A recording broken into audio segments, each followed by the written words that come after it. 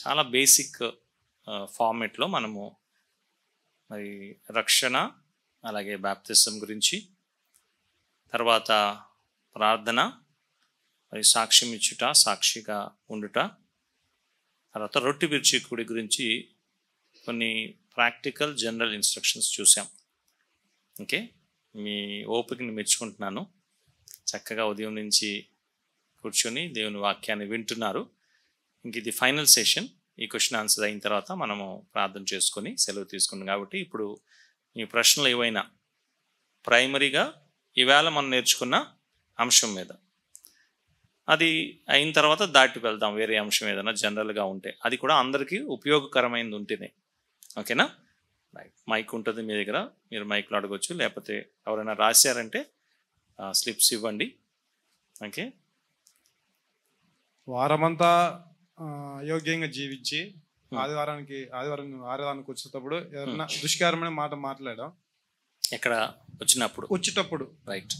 ఇప్పుడు వచ్చాక ఇప్పుడు బలలో చెయ్యి వేయచ్చా వేయకూడదు? ఇది మంచి ప్రశ్న. ప్రాక్టికల్.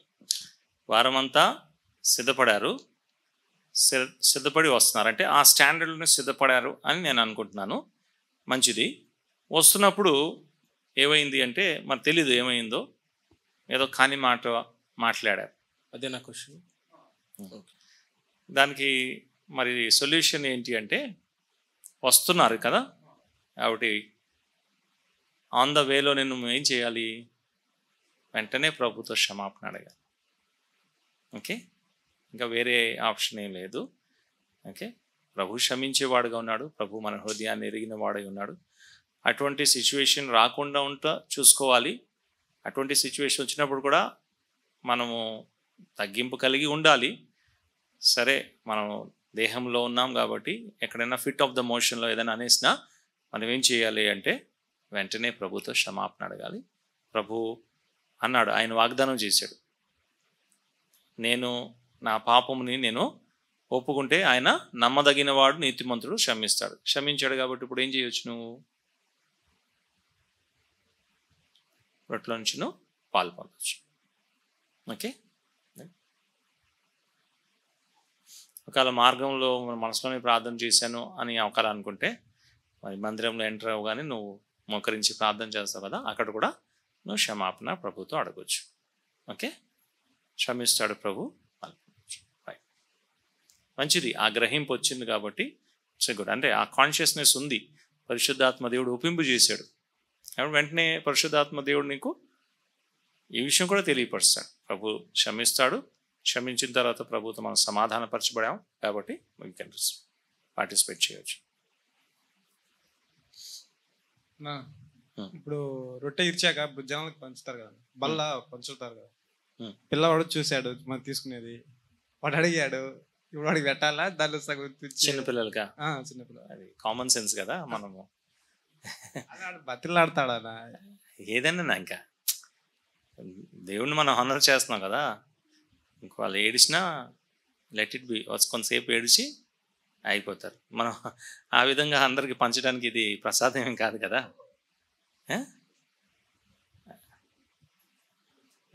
రేపొద్దున ఎవరైనా అక్కడికి వచ్చి మాకు కూడా ఇవ్వండి అంటే వాళ్ళు కూడా ఏడుస్తారు. మరి ఇచ్చేస్తామా మనం? లేవు కదా. అది కామన్ సెన్స్ మనకి. ఓకే, ఎందుకంటే అది స్పెసిఫిక్గా యేసు ప్రభు యందు విశ్వాసం ఉంచి రక్షణ పొందిన వారు, దాంట్లో కూడా మనం ఏం చెప్తున్నాం? యోగ్యంగా జీవిస్తున్నారు, దాంట్లో పాల్గొన్నారు. అంటే దాన్ని ఏ విధంగా కూడా అవమానపరచటకు, అగౌరవంగా తీసుకోవడానికి లేదు. మరి ఏమీ తెలియని ఒక చిన్నపిల్లడికి మనం దాన్ని ఎలాగిస్తాం? అది ప్రభు ఒక దేహము, ప్రభు ఒక రక్తానికి సాదృశ్యమైంది కదా. ఆ శాంక్టిటీ, ఆ హానర్ని మనం మెయింటైన్ చేయాలి. పిల్లవాడు 6 గంటలు ఏడిసి తర్వాత మర్చిపోతాడు. ఓకే, అది రొట్టె విరిచే కూడికలో స్త్రీలు మౌనంగా ఉండటం ద్వారా వాళ్ళ స్థుతుల్ని మనం ఆపినట్టే కదా తండ్రి దగ్గరికి. మనం యాక్టివ్గా ఉండి మనం స్థుతులు చెల్లిస్తుంటాం కదా. నాకు అర్థమైంది. అంతేనా? ఇంకా మన ఎవరి స్థుతుల్ని మనం ఆపలేము. ఓకే, ఒకళ్ళు మౌనంగా ఉన్నారు అంటే దాని అర్థం వాళ్ళ స్థుతులు చెల్లించట్లేదు అని కాదు. ఓకే, అది అంటే క్రమాన్ని బట్టి వాళ్ళు పైకి మాట్లాడట్లేదు అంతే. ఆదివారం వచ్చినప్పుడు మనము అందరము కలిసి ప్రభుని స్తుతిస్తున్నాం. వారు కూడా సిద్ధపడి వస్తారు, వస్తారు కూడా. తర్వాత ఏం చేస్తారు, మనం సహోదరులు కాబట్టి ఆ క్రమం దేవుడు మనకి ఇచ్చాడు కాబట్టి ఒక సహోదరులు ఒకళ్ళిద్దరు లేకపోతే స్తుతించేవారు లేచి బిగ్గరగా స్తుతిస్తారు. ఆమెను చెప్పినప్పుడు వాళ్ళు కూడా మనతో ఏకీభవించి స్తుతించినట్లే. తర్వాత మౌనంగా ఉండి వాళ్ళ హృదయాన్ని ప్రభు సన్నిధిలో వారు కుమ్మరించి వారు సిద్ధపరిచిన ఆ ప్రభు గురించిన ప్రశంస మాటల్ని నేరుగా వారు ప్రభుకి అర్పిస్తారు. అంటే మౌనంగా ఉన్నారని వాళ్ళు స్తుతించట్లేదని ఎప్పుడు భావించకూడదు మనం. తర్వాత ఎవరి స్తుతుల్ని ఇక్కడ మనం ఆపలేము. ఓకేనా? మంచిది. ఓకేనా? స్తుతులు చెల్లించడం అనేది ప్రైమర్లీ మనం బ్రేకింగ్ ఆఫ్ బ్రెడ్ మీటింగ్లో వచ్చినప్పటి నుంచి ఆ భాగం ముగిసేంత వరకు మనం హృదయాల స్థుతులతోనే నింపబడి ఉండాలి. మనం సిద్ధపరచుకొని వచ్చినవి ప్రభుకి మనం సమర్పించాలి. అయితే వాటిలో ఆడిబుల్గా బ్రదర్స్ చేయడానికి ప్రభు వాక్యం అనుమతించింది. అందరి పక్షంగా శిరసత్వ క్రమాన్ని బట్టి బ్రదర్స్ నోరు తెరిచి స్థుతులు చెల్లిస్తారు. ఎక్కువ మంది బ్రదర్స్ ఉన్న సంఘాల్లో అందరు కూడా చేయలేరు. అట్లని చెప్పి స్థుతులు చెల్లించడం లేదు, ప్రభుని వారు జ్ఞాపకం చేసుకోవట్లేదు అని అందామా? కాదు. అయితే ఇంకొక చిక్కుముడి కూడా ఉంది. ఎట్లాగ మనం స్థుతులు చెల్లిస్తున్నాం కదా కాబట్టి మనం నోరు తెరవకుండా ఉన్నా సరిపోతుంది అనేది బ్రదర్స్కి తగదు. వారు ఖచ్చితంగా శిరస్వత్వం యొక్క క్రమాన్ని బట్టి, వీలుని బట్టి, అనుకూలతను బట్టి, సమయాన్ని బట్టి స్థుతులు చెల్లించాలి నోరు తెరిచి. తర్వాత సహోదరులు ఈ మాటని గమనించాలి. ఇప్పుడే మనం మాట్లాడాం, సహోదరు మంచి ప్రశ్న వేశారు. ఇప్పుడు దేవుడు ఒక క్రమం ఇచ్చాడు, ఆ క్రమాన్ని మనం పాటిస్తున్నాం, ఆ వాక్య సత్యాన్ని మనం పాటిస్తున్నాం కాబట్టి సహోదరులు మౌనంగా, అన్ని కోడికలో మౌనంగా ఉంటున్నారు, రొట్టె విచ్చి కోడికలో కూడా మౌనంగా ఉంటున్నారు, కానీ స్తుతులు చెల్లిస్తున్నారు. కానీ దేవుడు ఇప్పుడు పురుషులైన మనల్ని అందరినీ కూడా ఏం చేశాడు, గొప్ప ధన్యత ఇచ్చాడు కదా, దాన్ని వాడుకోవాలి. ప్రభుని స్తుతులు చెల్లిస్తూ ప్రభు గురించి మాట్లాడడం, ప్రభు స్తుతులు చెల్లించడం, ఈ విషయాలు మనకిచ్చిన ధన్యత, ప్రివిలేజ్ని మనం ఏం చేయాలి, యూజ్ చేయాలి. వాళ్ళు అంటున్నారు మాకు అవకాశం ఇస్తే మేము మాట్లాడతాం అంటున్నారు కదా, కానీ లోబడి, ప్రభుకి లోబడి ఉంటున్నారు, వాక్య సత్యం క్రమానికి లోబడి ఉంటున్నారు, అది మంచిది, మనకు కూడా ఆశీర్వాదం. ఓకే. ఒకటి ఏంటంటే మనం అందరం సిద్ధపడి వచ్చినప్పుడు హృదయాల్లో ఉన్నవి, మనందరి మధ్య ఉన్న దేవుని ఆత్మ నోరు తెరిచి ఎవరైతే చేయడానికి రెడీగా ఉంటారో ఆ సమయానికి మనం పలకలేకపోయినవి వారి ద్వారా ప్రభు పలికిస్తారు. అది కూడా ఉంటుంది. బ్రదర్స్లోనే నేను చేయనప్పుడు నా హృదయంలో ఉన్న తలంపులు వేరే వారు చేయడం నా జీవితంలో అనుభవం. కాబట్టి సహోదరులు సిద్ధపాటుతో ఉన్నప్పుడు వారి హృదయాల్లో ఉన్నవి ఖచ్చితంగా వేరే రూపంలో ప్రభు ఆ సువాసనను బయటకు తీసుకొని వస్తాడు. మంచిది. అది ఆత్మ నడిపింపు. చాలాసార్లు, అంటే మా అందరి అనుభవం, బహుశా మీకు కూడా అనుభవం కలిగి ఉంటారు. చాలాసార్లు నా మటుకు నేను కూడా ఈ కీర్తన పాడితే బాగుంటుంది, ఎవరైనా నంబర్ చెప్తే బాగుంటుంది, అసలు నాకు నంబర్ కూడా తెలీదు, కానీ కీర్తన వెంటనే వెనకాల నుంచి పాట సంఖ్య వస్తే ఏదో చెప్పేశారు అని నిరాశతో కూర్చుని ఓపెన్ చేస్తే అదే పాట, నేను అనుకున్న పాటే. ఎంత ఆనందం! The spirit of the lord, ఆయన చూసుకుంటాడు ఆ విషయాలు. Okay, right. మన ఇశ్రాయేలు ప్రజలు, స్త్రీలు సముద్రం దాటినప్పుడు, అరణ్యం దాటినప్పుడు వాళ్ళు స్తుతిస్తారు. ఇంకొకటి యెఫ్తా కుమార్తె కూడా స్తుతిస్తుంది కదా. క్వశ్చన్ కదా అదే, అంటే అది ఇన్సిడెంట్ ఎగ్జాంపుల్. దాని క్వశ్చన్ ఏంటి అంటే లేడీస్ స్తుతించకపోవడానికి ఏంటని కాదు, అంటే వాళ్ళు చేశారు కాబట్టి మనం ఎందుకు చేయకూడదు అది. ఓకే, క్రమాన్ని మనము నిన్నటి దినాన మనం చూసాం. ఓకే, దేవుడు సంఘానికి ఒక క్రమం ఇచ్చాడు. పాత నిబంధనలో ఛాయారూపంగా అది చూస్తున్నాం, కానీ ఎక్స్ప్రెస్ దేవుడు నూతన నిబంధనలో ఆ క్రమాన్ని మనకి ఇచ్చాడు. ఒక విషయాన్ని జ్ఞాపకం చేసుకోవాలి. అదేంటి అంటే, యెఫ్తా కుమార్తె ఎగ్జాంపుల్ చెప్పావు, తర్వాత మిరియాం ఒక ఎగ్జాంపుల్ చెప్పు.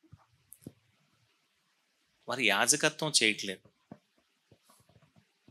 ప్రీస్టుడ్ కాదు, అది యాజకత్వం కాదు. మందిర పరిచర్య కూడా కాదు. ఓకే, అయితే ఇప్పుడు ఆదివారం రొట్టె విరిచే కూడికలో మనందరం కూడా ఎవరము? యాజకులు. మనం యాజకత్వం చేస్తాం కదా. వారు చేస్తున్నది యాజకత్వం కాదు. ఓకే, వ్యక్తిగతమైన స్తుతి అనుకోండి. ఓకే, వారు కాంగ్రిగేషన్ ఏం లీడ్ చేయట్లేదు. తర్వాత మోషే పాడాడని ఉంటుంది, తర్వాత మోషే కూడా పాడాడు. కాంగ్రిగేషన్ లీడింగ్ కాదు అది. ఓకే, అది జ్ఞాపకం. తర్వాత నూతన నిబంధన సత్యంలో, నూతన నిబంధన విషయాల్లో మనం చూసుకుంటే అక్కడ కూడా మనం ఈ సంఘ క్రమంలో ఈ విషయాలు ఎక్కడ మనం చూడము. గిఫ్ట్స్ కావచ్చు, నిన్న దేవుని దాసులు జాన్లీ గారు చెప్పినట్లు, ఇంకా మిగతా విషయాలు కావచ్చు. దేవుడు మరి ఆయన చిత్తంలో ఆయన పురుషులకి ఆ భాగ్యము, ఆ ధన్యత ఇచ్చాడు. అయితే వారు ప్రార్థన ద్వారా మనతో ఏకీభవిస్తూ దానిలో వాళ్ళు కూడా పాలివారు అవుతున్నారు. They are not excluded. ఏ పరిచర్ల నుంచి కూడా మీరు ఎవరు ఎక్స్క్లూడెడ్ కాదమ్మా. ఓకే, ఒక సహోదరుడు ఇక్కడ నించొని వాక్యాన్ని పంచుకుంటున్నాడు, దేవుని దాసుడు ప్రార్థన చేయడం ద్వారా మీరు కూడా ఏం చేస్తున్నారు? ఆ పరిచర్లో పాలివారు అవుతున్నారు. ఓకే, మిగతా పరిచర్లో కూడా అలాగే. ఓకే, కొరింథీ మొదటి పత్రిక 10వ అధ్యాయం 32వ వచనం చదువుతారా? అది ప్రైమరీ సంఘ సత్యం. మొదటి పత్రిక 10వ అధ్యాయం 32వ వచనం. యూదులకైనను గ్రీస్తు దేశస్థులకైనను దేవుని సంఘముకైనను అభ్యంతరము కలుగు చేయకుడి. సో ఈ వచనంలో భూమి మీద ఉన్న మానవాళి మొత్తాన్ని దేవుడు 3 భాగాలుగా విభజించాడు. యూదులు అన్నాడు, గ్రీసు దేశస్థులు, లేకపోతే యూదులు కాని మిగతా వారందరూ అన్యులు. మూడవది సంఘం. యూదులను పాత నిబంధనలో ప్రభు ఏర్పరచుకున్నాడు, ప్రభు యేసుక్రీస్తుని భూలోకానికి తీసుకొని రావడం కోసం. పాత నిబంధన అంతా ఆయన యూదులతోనే డీల్ చేస్తూ వచ్చాడు. యేసుక్రీస్తు ప్రభు వచ్చే సమయం వరకు వారు ఆయన భూస్వామైన ప్రజలు అని చెప్తాం మనం. అన్యజనులు అంటే వారు దేవుణ్ణి ఎరుగని వారు పూర్తిగా. అయితే అన్యుల పట్ల కూడా దేవుడు కనికరం చూపి అన్యుల్లో నుండి, యూదుల్లో నుండి సంఘం అనే దాన్ని ప్రత్యేకపరిచి ఆయన క్రొత్త నిబంధనలో బయటకు తీసుకుని వస్తున్నాడు. కాల్డ్ అవుట్ కంపెనీ బయటికి పిలుస్తున్నాడు సంఘాన్ని. యూదుల కన్నా ఉన్నతమైన రీతిలో సంఘము, దాని యొక్క విధులు, దాని క్రమాన్ని దేవుని వాక్యంలో మనం చూస్తాం.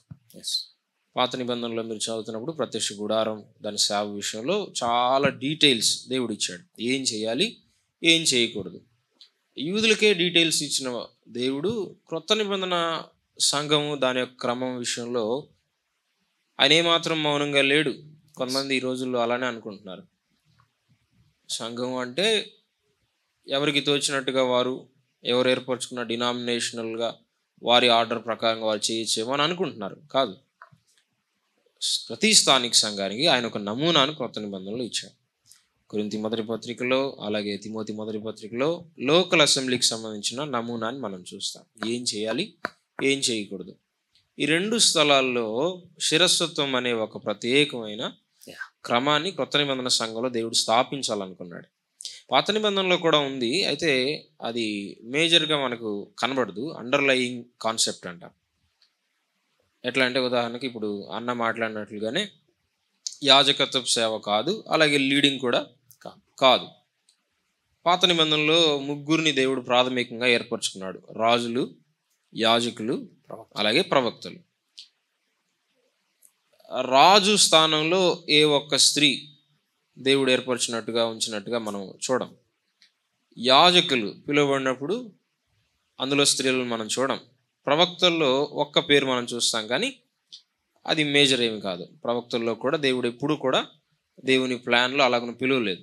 క్రొత్త నిబంధనలోకి వచ్చినప్పుడు మనం ప్రభువైన యేసుక్రీస్తునందు మనకి ఇవ్వబడే రక్షణలో, ఆయన రక్తంలో కడుగుబడే విషయంలో, బాప్తిసం విషయంలో, అన్ని విషయాల్లో సహోదరులు సహోదరులు సమానంగా ఉంటారు. వారి విలువలో సమానమే, కానీ పనిచేసే క్రమంలో క్రొత్త నిబంధనలో వ్యత్యాసాన్ని మనం చూస్తాం. కొరింథీ మొదటి పత్రికలో నిన్న దేవుని దాసులు మనకు చూపించినట్టుగా శిరస్వత్వ క్రమంలో మళ్ళీ మనం జ్ఞాపకం చేసుకుందాం. 4 మనకు కనబడుతున్నారు: పురుషుడు, స్త్రీ, క్రీస్తు, దేవుడు. దేవుడు, క్రీస్తు ఒకవేళ ఒకరికంటే ఒకరు ఎక్కువ తక్కువలు ఉంటే పురుషుడు స్త్రీ అనే వారి విలువలో కూడా ఎక్కువ తక్కువ ఉన్నట్లు మనం అర్థం చేసుకోవచ్చు. తండ్రి భూమి మీదకు దిగిరానంత మాత్రాన, ప్రభువైన యేసుక్రీస్తు దిగి వచ్చినంత మాత్రాన క్రీస్తు తండ్రి కన్నా ఏమాత్రం తక్కువ కాదు. అలాగనే సంఘంలో కూడా సహోదరులు నడిపించట్లేదు, సహోదరులు నోరు తెరవట్లేదు అంటే వారి విలువ ఏమాత్రం తగ్గిపోదు. దేవుని మహింపరచడానికి ప్రభు వారికి ఏర్పరిచిన విధానం అది. మౌనంగా ఉండడంలో దేవునికి మహిమ ఉంది, శిరస్వత్వ క్రమానికి లోబడడంలో దేవునికి మహిమ ఉంది. తర్వాత సంఘానికి సంబంధించిన ఈ క్రమాన్ని మనం పట్టుకుందాం క్రొత్త నిబంధనలో. మనం క్వశ్చన్ చేయడం కాదు, డౌట్ పడడం కాదు. ఒకవేళ అర్థం కాకపోయినా సరే, కొరింథీ మొదటి పత్రికలో చెప్పాడు, ఎవరికైనా అర్థం కాకపోతే తెలియనివాడుగానే ఉండనివ్వడు, కానీ దీన్ని మనం పాటించాలి. దేవుడిచ్చిన క్రమం అది, అంతే. ఒక ఫ్రేజ్ ఉంటుంది మొదటి పత్రికలోనే, చాప్టర్ 10లోకి రండి, 10వ అధ్యాయం 22వ వచనంలో ఒక ఫ్రేజ్ చివర్లో ఇలా ఉంటుంది చూడండి. ఏముంది? ఆయన కంటే మనము బలవంతులు. అది కాబట్టి ప్రభు కన్నా మనము జ్ఞానులు ఏమేం కాదు, ప్రభు కన్నా బలవంతులు మనమేం కాదు, ప్రభుకు తెలుసు. ఓకే, కాబట్టి ఆ విషయం మనం ఆనందంతో స్వీకరించేవారుగా ఉండాలి, అంతే. కొత్త నిబంధనలో సహోదరుల సేవ చాలా ఎక్కువ ఉంది. చదవాలే కానీ బైబిల్ చాలా ఎక్కువ ఉంది. రోమాపత్రిక 16వ అధ్యాయం మీరు చదవండి, తర్వాత పత్రికల్లో కానీ సువార్తల్లో కానీ మీరు చదవండి. దేవుడు వారికి కొన్ని బాధ్యతలు ఇచ్చాడు, వారు ఎక్కడ ఉండాలో ఏం చేయాలో వాక్యంలో చెప్పబడింది. అది చేస్తే చాలు. ఓకేనా? లూకాసు సువార్తలో కూడా యేసుప్రభు సువార్త ప్రకటిస్తున్నప్పుడు యేసుప్రభుతో పాటు శిష్యులు ఉన్నారు, అలాగే సహోదరులు కూడా ఉన్నారు. వారు కూడా ప్రభువుతో ప్రయాణం చేసి సువార్తలో వాళ్ళు కూడా పాలివారయ్యారు. కానీ ప్రకటించేది ఎవరు? ప్రభు ప్రకటించాడు, తర్వాత యేసుప్రభు శిష్యులు ప్రకటించాడు కదా. కానీ అలాగని వాళ్ళ పాత్ర ఏం లేదని కాదు. సువార్త ప్రకటించేటప్పుడు వారి పేర్లు చూస్తున్నాం, ప్రార్థన చేసే విషయంలో ఆ జాబితాలో వారు స్త్రీలు ఉన్నారని మనం చూస్తున్నాం, తర్వాత సంఘంలో కూడా స్త్రీలు ఉన్నారని మనం చూస్తున్నాం. ఓకే, నేనేమనుకుంటానంటే ఈ క్వశ్చన్స్ ఎక్కడి నుంచి అరైజ్ అవుతున్నాయంటే, లోకంలో డెమోక్రసీ ఉంది, లోకంలో ఫెమినిజం ఉంది, ఈక్వల్ రైట్స్ లేవు అని చెప్పి రకరకాలైన వాదనలు ఉన్నాయి. అంతేకాదు కుటుంబంలో కూడా దేవుణ్ణి నియమించిన శిరస్వత్వ క్రమాన్ని పాటించకపోవడం, కొంతమంది డామినేట్ చేయడం, ఇది సంఘంలోకి వచ్చేసరికి పూర్తిగా కంప్లీట్గా ఒక రకమైన క్రమానికి లోబడాలంటే కొంచెం కష్టమే. కాబట్టి ఈ క్వశ్చన్స్ అరైజ్ అవుతాయి, డౌట్స్ కూడా వస్తాయి. సమానం, అందరూ సమానమే, కానీ పనిలో తేడా. సింపుల్. తండ్రి పరలోకంలోనే ఉన్నాడు, కుమారుడు భూమి మీదకి దిగి వచ్చాడు. తండ్రి నీ చిత్తం నెరవేర్చు నాకు సంతోషం అని చెప్తున్నాడు. ఆయనకు ఒక సేవకుడిలా కనబడుతున్నాడు భూమి. సేవకుడే యెహోవా దేవుని సేవకుడు ప్రభువైన యేసుక్రీస్తు. ఆయన దగ్గర నేర్చుకుంటున్నాడు అన్నాడు యెషయా గ్రంథం 52వ అధ్యాయంలో. కాబట్టి ఇది పనిచేసే క్రమం. ఇది ఈ విషయంలో మనం సందేహపడాల్సిన పని లేదు. విలువలో స్థాయిలో సమానమే, అయితే పనిలో తేడా ఉంది. రోల్ అంటాం, దాంట్లో తేడా ఉంది. ఎవరి పాత్ర వారు పోషించాలి. వాస్తవంగా మీరు అడగాలి ఆ క్వశ్చన్. దీని యొక్క అవుట్కమ్ ఏంటి అని ఒకవేళ మనం ప్రశ్నిస్తే, దేవుని క్రమానికి లోబడడంలో చాలా దీవెన ఉంది. ఎప్పుడైతే మనం దేవుని క్రమానికి లోబడతామో దేవుడు అప్పుడే మన మధ్య పనిచేస్తాడు. కొంతమంది అయోగ్యంగా రొట్టెలో పాలు పొందితే శిక్షావిధి ఉన్నది అని చెప్పి రొట్టెలో పాలు పంపులు పొందట్లేదు కానీ స్తుతులు చెల్లిస్తున్నారు. ఇది వాక్యానుసారమా?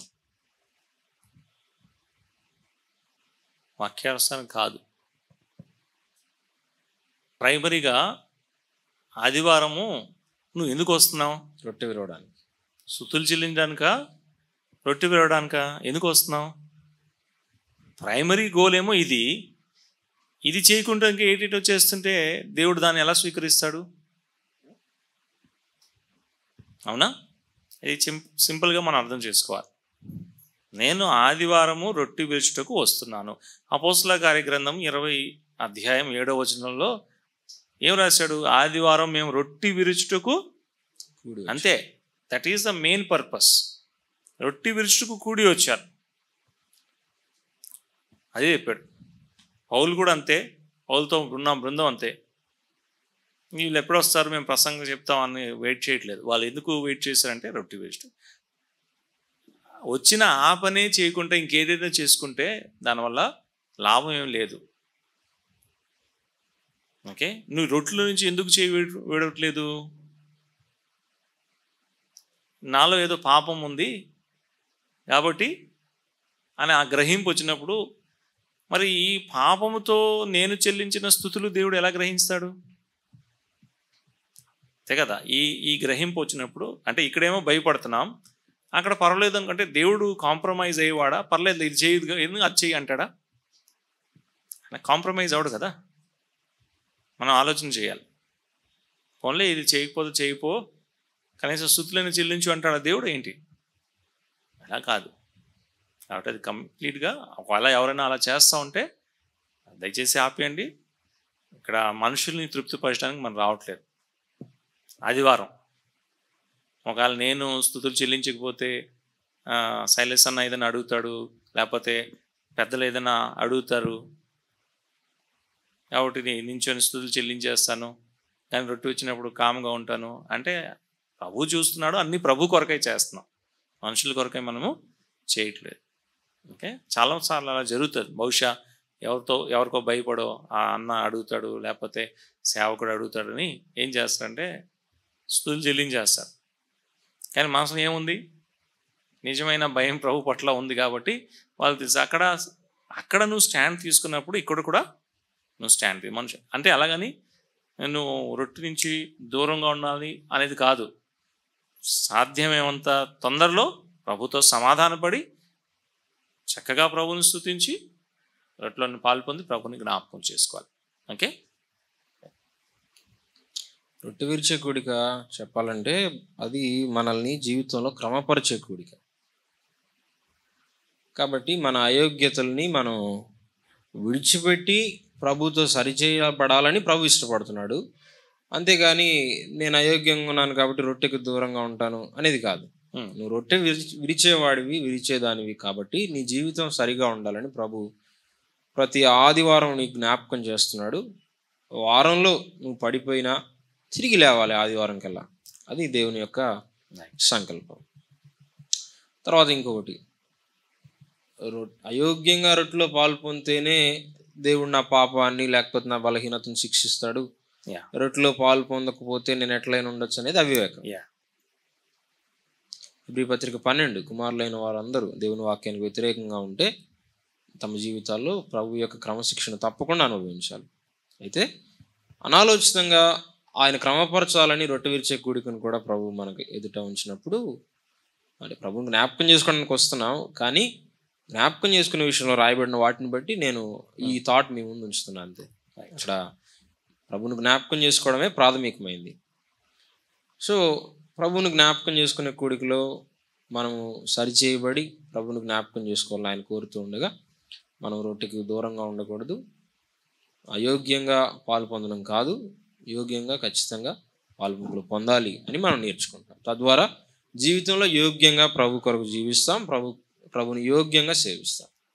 తర్వాత ఇంకొక చిన్న ప్రాక్టికల్ సజెషన్, అంటే ఇది కూడా రొట్టె విరిచే కూడికతో సంబంధించింది, తర్వాత అవసరమైంది కూడా. అదేంటి అంటే ఆదివారాలు ప్రయాణాలు పెట్టుకోవద్దు. ఓకే, ఇంకో కఠినమైన ఉంది, కష్టమే, కానీ ఎగ్జామ్స్ ఉంటాయి మనకి, అప్పుడు ఏం చేస్తాం కదా. దేవుడు కొన్ని విషయాల్లో మనకు కొన్ని ప్రొవిజన్స్ ఇస్తాడు. అవి ఎక్కడున్నాయో ఎలా ఉన్నాయో దాన్ని తెలుసుకొని వాడుకోవాలి.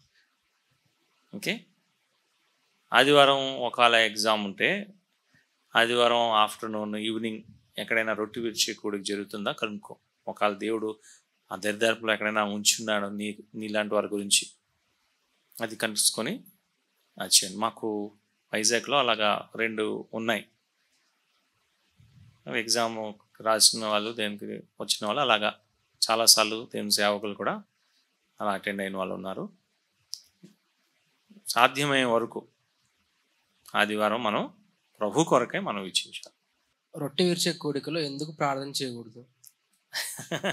అది ప్రార్థనా కూడిక కాదు, రొట్టె అది విరిచే కూడిక. సింపుల్ కదా బ్రదర్. మేమేం అనుకోవట్లేదు, మీరేమి మిమ్మల్ని ఏమి కించపరచట్లేదు, ఏం లేదు. ఓకే, ఏమి ఓపెన్గా ఫ్రీగా ఉండండి.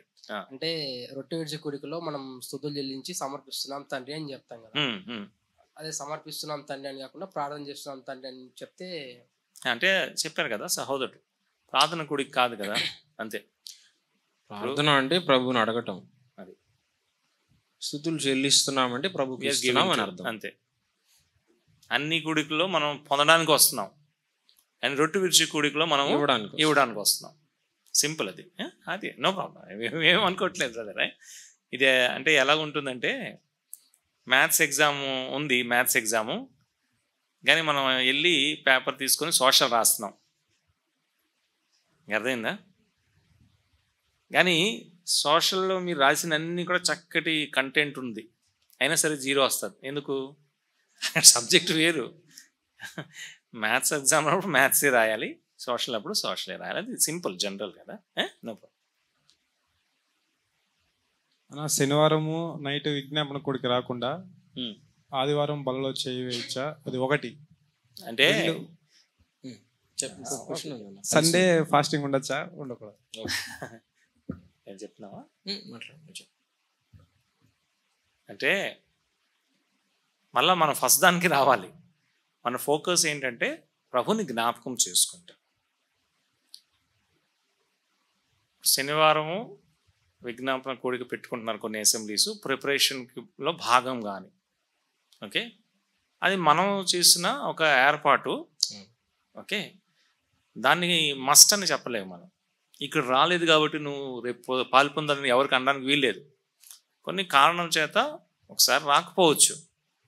ఓకే, అది ఓన్లీ అసిస్ట్ చేయడానికి. నువ్వు ఇక్కడ రాలేదు కాబట్టి దాంట్లో పొందొద్దు అని చెప్పడానికి మనకి ఎవరికి ఇక్కడ అర్హత లేదు, రైట్స్ లేదు. ఓకే, ఇప్పుడు ఆదివారం ఫాస్టింగ్ గురించి వస్తాం. అసలు మనం వచ్చిందే ఫీస్టింగ్కి. పసకా అనే మన పండుగ కదా. Christ is our pass over, ఇక్కడ రాశారు. Pass over is a feast, let us celebrate the feast అన్నాడు. ఓకే, అంటే ఉపవాసం చేయకూడదని కాదు. ఓకే, అది వేరే కాంటెక్స్ట్. ఆదివారమే ఉపవాసం చేస్తాను అంటే అది ఎందుకు చేస్తున్నాను, that you have to specify.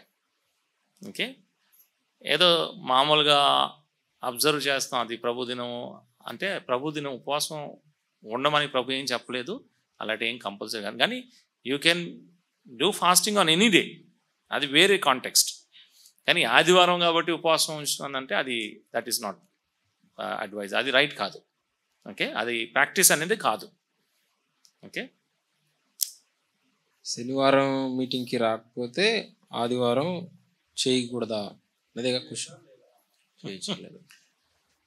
వారంలో శనివారం ప్రేయర్ మీటింగ్ ఉందనేది మాత్రమే కాదు, వారంలో మరికొన్ని కూడా కూడికలు ఉంటాయి కదా. సో నియామక కూడికలకి మనం రావాలి, సహవాసానికి మనం రావాలి. వారంలో సహవాసంలో ప్రభుతో ఆయన పిల్లలతో సహవాసంలో ఉన్నవారు యోగ్యంగా ప్రభువుని జ్ఞాపకం చేసుకోగలరు, ఆయన ఆజ్ఞలకు విధేయులు. వారు రొట్టెలో పాల్పొందడం అనేది న్యాయం. ఇన్ జనరల్గా శనివారం స్పెసిఫిక్గా ఖచ్చితంగా పాల్పొంపులు పొందాలి, శనివారం లేకపోతే ఆదివారం లేదు అనేది కాదు. అటువంటి ఆజ్ఞేయం వాక్యంలో లేదు. ఆచారంగా దాన్ని అసలు పాటించకూడదు. తర్వాత ఫాస్టింగ్. అసలు ఫాస్టింగ్ ఎందుకుంటాం మనం? ఎప్పుడైనా ఏదైనా హృదయంలో ఎక్కువ భారం ఉన్నప్పుడు, ఎక్కువ ప్రేయర్కి సంబంధించి కనెక్టెడ్గా వాక్యంలో ఒప్పుకోలుకు సంబంధించి అది రాయబడింది. క్రొత్త నిబంధనలో దాని గురించి మనం ఏమి చదవంలే, సువార్తల్లో మనం చదువుతాం కొన్ని సందర్భాల్లో, కానీ పత్రికల్లో దానికి సంబంధించినవి ఏవి సంఘానికి ఆజ్ఞలు ఇవ్వబడలేదు. అయితే బ్రేకింగ్ ఆఫ్ బ్రెడ్ మీటింగ్లో కొంతమంది ఏమనుకుంటున్నారంటే, ఫాస్టింగ్ ఉండడాన్ని బట్టి ఆ ప్రభు యొక్క శ్రమల్ని తలపోసుకుంటూ కొంత ఏదో ప్రభు యొక్క బాధలో భారంలో పాలు పంచుకుంటున్నట్టుగా అనుకుంటున్నారు. అదే మాత్రం సరైన ఆలోచన. కంటిన్యూ చేద్దామని ఊరికనే పాల్పొందు కాదు, ప్రభుత్వ సహానుభూతి, ప్రభుత్వ అది పాలు పొందడం కూడా కాదు, అది సానుభూతి చూపెడుతున్నారు ప్రభు మీద. సానుభూతి అది he doesn't want hour sympathy, అంతే. ఆయన శ్రమలు అనుభవించాడు, మరణించాడు, సమాధి చేయబడ్డాడు, తిరిగి లేచాడు, చాలా హెచ్చించబడ్డాడు, మహిమలో ఉన్నాడు. ఆయన తండ్రితో కూడా సంతోషిస్తున్నాడు. ఆయన దాని గురించి గుర్తు చేసుకుని ఎప్పుడూ బాధపడలేదు. విశ్వాసం ఎప్పుడు కూడా దాని విషయంలో బాధపడాల్సిన పని లేదు. అది ప్రభు యొక్క శ్రమల్ని తలపోసుకొని ప్రభు పట్ల మన ప్రేమను వ్యక్తపరచవచ్చు, కానీ బాధపడాల్సిన పని లేదు. నా ప్రభు నా కొరకు శ్రమ పడ్డాడు అనేది సంతోషకరమైన విషయం, ప్రభుని స్తుతించదగిన విషయం. సో సండే ఇంకొక ఆలోచన ఏంటంటే, ఉపవాసం అనేది కాకుండా దానికి ఇంకొక ఎక్స్ట్రీమ్, కొరింథీ మొదటి పత్రిక 11వ అధ్యాయం మనం చూస్తాం, భోజనం చేసి మత్తులయ్యారు అని మనం చదువుతాం. సో నాకు ముందు ఆహారం తర్వాత బ్రేకింగ్ అప్ బ్రెడ్ మీటింగ్ అనే ఆలోచనతో అట్లా కూడా మనం ఉండకూడదు. కొన్నిసార్లు బ్రేక్ఫాస్ట్ స్కిప్ చేస్తాం మేము కూడా, టైం లేనప్పుడు వచ్చేయచ్చు. సో మనకు ప్రాముఖ్యమైంది మన ఎదుట కళ్ళ ఎదుట ఉండాల్సింది రొట్టె విరిచి. సమయాన్ని బట్టి ఒకవేళ మీకు బ్రేక్ఫాస్ట్ చేయడం వీలు లేకపోతే చేయకపోయినా పర్వాలేదు. అయితే అలవాటుగా చేయకుండా, ఎనర్జెటిక్గా లేకుండా, మైండ్ ఆబ్సెంట్గా ఉండి, బలహీనంగా ఉండి పాలు పొందడంలో ఏ రకమైన ఉపయోగం లేదు. తర్వాత ఇంకా శ్రమల గురించి సహోదరుడు చాలా చక్కగా చెప్పారు. యేసు ప్రభు శిలువ శ్రమలు సహించాడు, అది జ్ఞాపకం చేసుకొని మనం బాధపడ్డానికి కాదు, అది కూడా మనం జ్ఞాపకం ఉంచుకోవాలి కదా. నేను ఎంత శ్రమ పొందాను, తర్వాత నా యందు విశ్వాసం ఉంచిన వారు దీన్ని జ్ఞాపకం చేసుకొని బాధపడాలి అని ఉద్దేశం కానే కాదు కదా. అందుకే యేసు ప్రభు ఆ శిలువ మరణము, ఆ శిలువ మోసుకున్నప్పుడే చెప్పాడు, మీరు నా గురించి ఏం ఏడవద్దు అని చెప్పాడు, అంతే కదా. కాబట్టి అది యాక్చువల్గా ఆనందం. ప్రభువు సహించాడు కాబట్టి నాకేమొచ్చింది? రక్షణ వచ్చింది. ప్రభువా నువ్వు ఎంత బాధపడావు, ఎంత దుఃఖపడావు, ఇవన్నీ అసలు సహోదరుడు చెప్పినప్పుడు ఆయన ఇప్పుడు ఎక్కడ ఉన్నాడు? మహిమలో ఉన్నాడు. ఓకే, కానీ మనం ఇంకా యెరూషలేము వీధుల్లో యేసు ప్రభుని మనం ఎదుగుతున్నాం. అలా కాదు. ఓకే, యేసు ప్రభు శిలువ మరణాన్ని నేను ఇలా ఎప్పుడు చెప్తూ ఉంటాను, మనం ఏం చేయాలి అంటే గ్లోరిఫై చేయాలి. అర్థమైందా? దాన్ని ఏం చేయాలి? Always we have to glorify it. దాన్ని ఎమోషనలైజ్ చేసుకోకూడదు. సమూయేలు మొదటి గ్రంథం 2వ అధ్యాయం 6వ వచనం, అది హన్నా యొక్క స్తుతి. దాంట్లో పాతాళమునకు పంపుచు అందులో నుండి రప్పించువాడు ఆయనే అని చదువుతాం. దీన్ని మనం ఎలా అర్థం చేసుకోవాలి? లాజరు ధనవంతుడు సంబంధించిన సందర్భంలో అక్కడ నుంచి బయటికి రావడం అనేది లేదు అని చెప్తా ఉన్నాడు అబ్రహాం. కాబట్టి పాతాళమునకు పంపుచు అందులో నుండి రప్పించుచుండువాడు ఆయనే అనే దాని యొక్క మీనింగ్ అడుగుతున్నారు. ఓకే,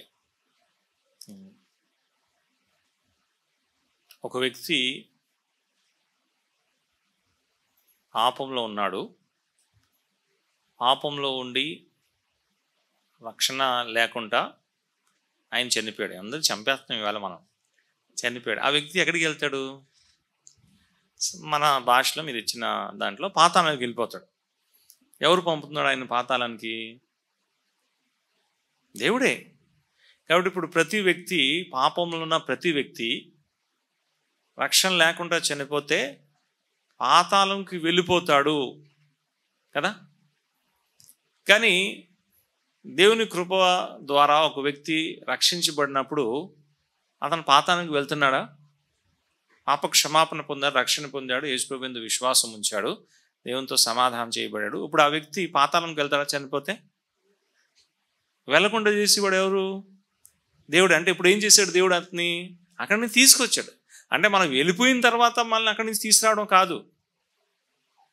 అలాగైతే గొప్ప పరిచర్య నరకంలో చేయొచ్చు. మన పాతాళంలో వెళ్ళిపోయిన తర్వాత అక్కడి నుంచి దేవుడు మనం తీసుకొస్తాడని భావం కాదు అది. అక్కడిని వెళ్ళకుండా చేస్తున్నాడు అంటే దాని అర్థం ఏంటి? నన్ను పాతాళం నుంచి ఏం చేశాడు? ఆయన తీసివేశాడు అని అర్థం.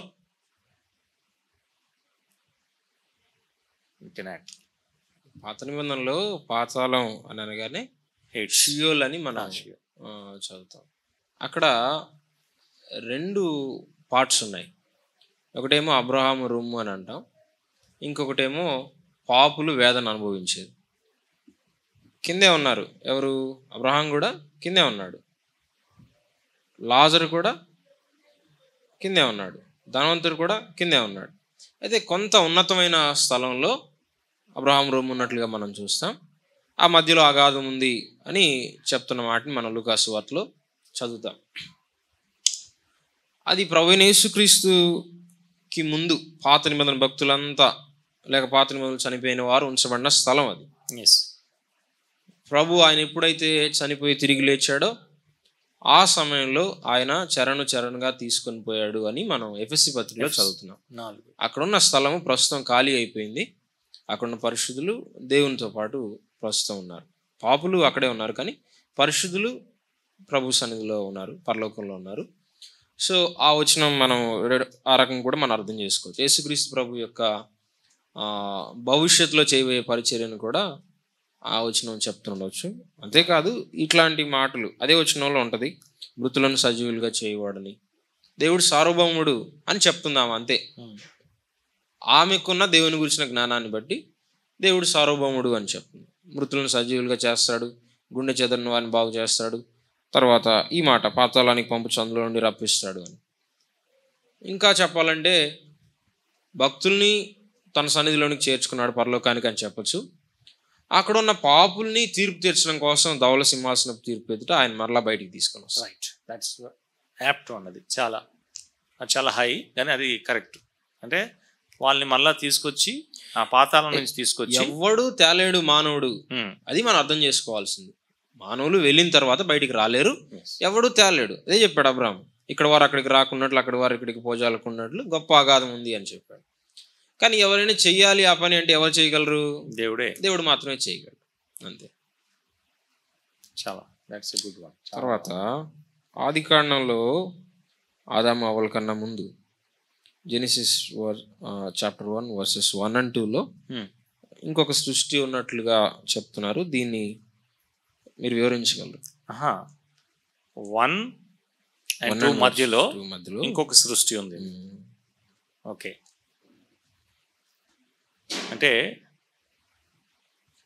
అది ఇతర లేఖన భాగాల్ని మనం పరిశీలిస్తే, నేను జనరల్గానే మాట్లాడుతున్నాను, ఇంకొక సృష్టి అంటే హెవెన్లో జరిగిన సంఘటన. ఓకే,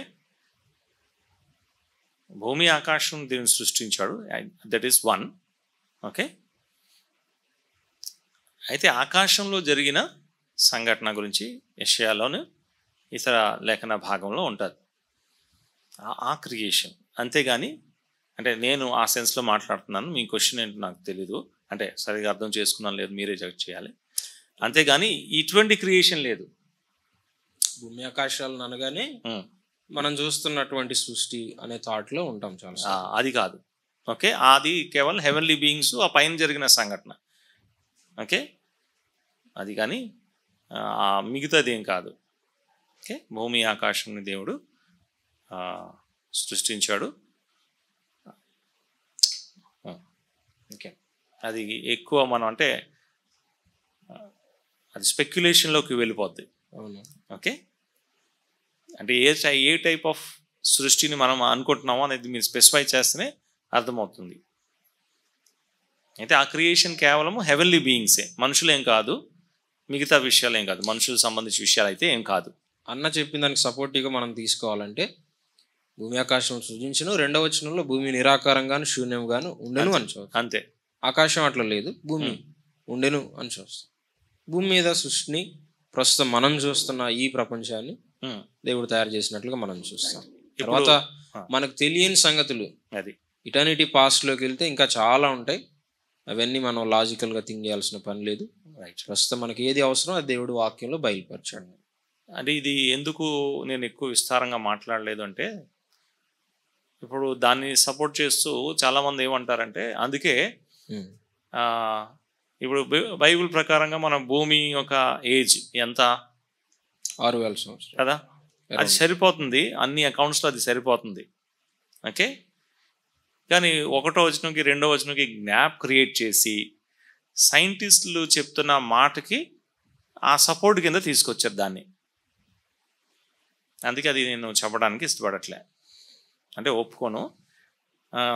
ఇదిగో మొదటి వచనంకి రెండో వచనంకి కొన్ని మిలియన్స్ ఆఫ్ ఇయర్స్ గ్యాప్ ఉంది, అందుకే భూమి ఏజ్ బైబిల్లో కూడా ఇలాగే చెప్తుంది అని చెప్పేవారు ఉంటున్నారు. అంటే అక్కడ ఫిట్ చేయాలి, దాన్ని బైబిల్ సపోర్ట్ చేస్తున్నారు. బైబిల్ ఆ మాటని చెప్పడానికి బైబిల్ సపోర్ట్, అంటే బైబిల్లో కూడా ఉంది ఇలాగా అని. అలా కాదు, అది కంప్లీట్గా డిఫరెంట్. ఓకే, అప్పుడు ఆ థియరీ ఏముంటుందంటే ఇవన్నీ ఇలాగ క్రమేణా వచ్చిందని చెప్తుంది. అలా క్రమేణా పర్వతాలు రాలేదు, అలా క్రమేణా సముద్రము ఇవన్నీ క్రమేణా రాలేదు. దేవుడు మాట పలకగానే జరిగింది అంతే. ఇంకర్థమైందా? కాబట్టి అది మనం నమ్ముతున్నాం. ఓకే, తర్వాత ఇంకొక క్వశ్చన్ వేశారు, సహించిన వారం అయితే ఆయనతో కూడా వెళ్దాము. ఎవరు సహించేవారు? సహించేవారం అంటే ఎవరు సార్? మనం ఆలోచన చేయండి. ఆయనందు విశ్వాసం ఉంచి రక్షింపబడినవారు మరి పౌలు అన్నాడు, ఎవరైతే క్రీస్తు యేసునందు భక్తిగా జీవించాలని ఆశపడుతున్న వాళ్ళందరూ కూడా ఏమవుతారు? హింసించబడతారు. హింసించబడుతున్నాం, అదేనా మన ఎండ్? కాదు. ఏమవుతాం? యేసు ప్రభు వచ్చినప్పుడు మనము కూడా లేపబడతాం, ఆయనతో పాటు మనం కూడా ఏం చేస్తాం? ఏలుబడి చేస్తాం, అంతే. కానీ ఎవరైతే ఇప్పుడు ప్రభు గురించి హింసించబడలేదు వాళ్ళ పరిస్థితి ఏంటి అంటే, ఇప్పుడు అవిశ్వాసుల గురించి చెప్పట్లేదు. ఓకే, వాళ్ళు ఏదో ఒక విధంగా హింసించబడతానే ఉంటారు. ఓకే, ప్రభు గురించి ఎవరైతే హింసించబడలేదో వారికి సహనము అవన్నీ అవసరం లేదు. ఇంకా వారి పరిస్థితి ఏంటి? వాళ్ళు నాశనంకి వెళ్ళిపోతారు. కానీ వాళ్ళ సంగతి చెప్పట్లేదు. ప్రభు యందు విశ్వాసం ఉంచి భక్తిగా జీవిస్తున్న వారు, ఆయన కొరకే సాక్ష్యంగా ఉంటున్నవారు ఖచ్చితంగా హింసించబడతారు, దూషించబడతారు, అవమానించబడతారు. ప్రభు అనుమతిస్తే హతసాక్షులు కూడా అవుతారు. కానీ అది ఎండ్ కాదు. మన తర్వాత ఏముంది? మన ప్రభు తిరిగి లేచాడు కాబట్టి మనం కూడా తిరిగి లేస్తాం, ప్రభుతో మనం కూడా ఏలబడి చేస్తాం.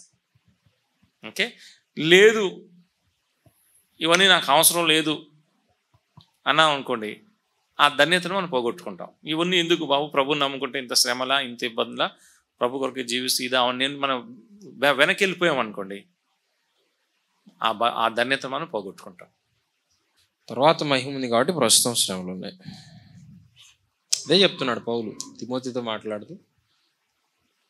ఆ అధ్యాయం అంతట్లో తిమోతికి ఆల్మోస్ట్ 7 అనుకుంటా కొన్ని పిక్చర్స్ ఉంటాయి. వ్యవసాయకుడు అనే పిక్చరు, జట్టి అయినవాడు, పోరాడేవాడు, సైనికుడు అనే పిక్చర్ అని మనం చూస్తాం. దేవుని సేవకుడిగా ఈ పిక్చర్స్ అన్నిట్లో కూడా ఆయనకు ప్రయాసం ఉంది, శ్రమ ఉంది. ఫ్యూచర్లో నేను శ్రమలో ఉన్నాను, జైల్లో ఉన్నాను, చాలా శ్రమలు పడ్డాను ప్రభు కోసం. నువ్వు కూడా సహించాలి తిమోతి. అసలు నువ్వు నన్ను వెంబడించడమే అంతియోకియా, ఈకొనియ, లుస్త్రాన పట్టణాల్లో హింసలు, ఉపద్రవములు అన్నీ ఉన్నా సరే నన్ను వెంబడించావు. ఇప్పుడు నువ్వు శ్రమపడు, సహించు, సువార్థికుని పని చేయి అని చెప్తా ఉన్నాడు. ఎందుకంటే ఫ్యూచర్లో మనం వెళ్ళబోతా ఉన్నాం. అయితే ఒక విషయం, అందరికీ ఒకే విధమైన శ్రమలు ఉండవు. ఓకే, అది కూడా జ్ఞాపకం చేసుకోండి. ప్రతివాడు తన సిలువను ఎత్తుకొని వెంబడిస్తాడు.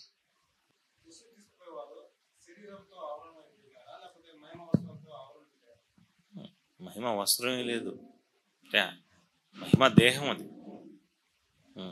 దేహమే కానీ మహిమ దేహం. ఓకే, ఈ రక్తమాంసాలు దేవుని రాజ్యంలో ప్రవేశించు. కొరింథీ మొదటి పత్రిక 15వ అధ్యాయంలో చదువుతాం. రక్తమాంసాలు దేవుని రాజ్యాన్ని స్వతంత్రించుకోలేవు. ఇది ఇంతవరకే భూమి మీదే పనిచేస్తుంది. పరలోకానికి వెళ్ళేటప్పుడు ఎవరైనా సరే మహిమ దేహాలతో, అమర్త్యమైన దేహాలతో ఉండాల్సిందే. అందుకే ప్రభు వచ్చినప్పుడు ఆయన ఈ మన దేహాన్ని కూడా ఆయన దేహంకి సమరూపంగా, ఫిలిప్పీ 3:20లో ఉంటుంది, మన దేహాన్ని ఏం చేస్తాడు? ఆయన దేహంకి సమరూపంగా మారుస్తాడు. అప్పుడు మనం కూడా ప్రభు వలె ఎత్తబడతాం, ప్రభుతో ఉంటాం, ఆ మహిమలో ప్రవేశిస్తాం.